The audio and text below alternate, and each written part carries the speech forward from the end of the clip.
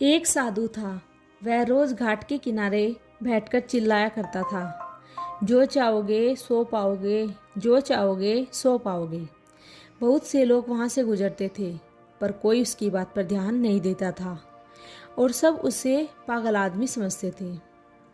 एक दिन वह युवक वहां से गुजर रहा था और उसे साधु की आवाज़ सुनी, जो चाहोगे सो पाओगे, जो चाहोगे सो पाओगे। और आवाज़ सुनते ही वह उसके पास चला आया। उसने साधु से पूछा, महाराज, आप बोल रहे थे कि जो चाहोगे सो पाओगे, तो क्या आप मुझे वो देंगे जो मैं चाहता हूँ? साधु उसकी बात सुनकर बोला, हाँ बेटा, तुम जो कुछ चाहते हो मैं तुम्हारे लिए ज़रूर करूँगा, बस तुम्हें मेरी बात माननी होगी। लेकिन पहले ये बताओ कि तुम्हारी क्या ख्वाहिश है, आखिर तुम क्या चाहते हो? युवक बोला, मेरी एक ख्वाहिश है, मैं हीरो का बहुत बड़ा व्यापारी बनना चाहता हूँ।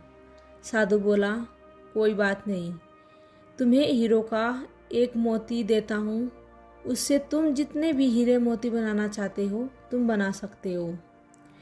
और ऐसा कहते हुए साधु अपने हाथ आदमी की हथेली पर रखते हुए कहा, पुत्र, मैं तुम्हें दुनिया का सबसे अनमोल हीरा दे रहा हूँ। लोग इसे समय कहते हैं। इसे तेजी से अपनी मुट्ठी को बंद कर लो और इसे कभी निकलने मत देना। तुम इससे जितना चाहोगे उतने हीरे बना सकोगे।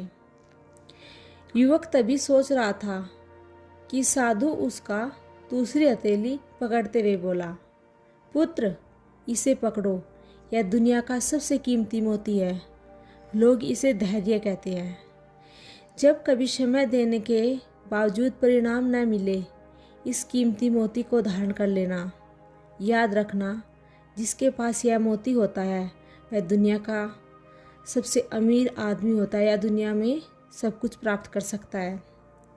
युवक गंभीरता से साधु की बातों पर विचार करता और निश्चय किया कि आज से वह कभी अपना समय बर्बाद नहीं करेगा और हमेशा धैर्य से काम करेगा।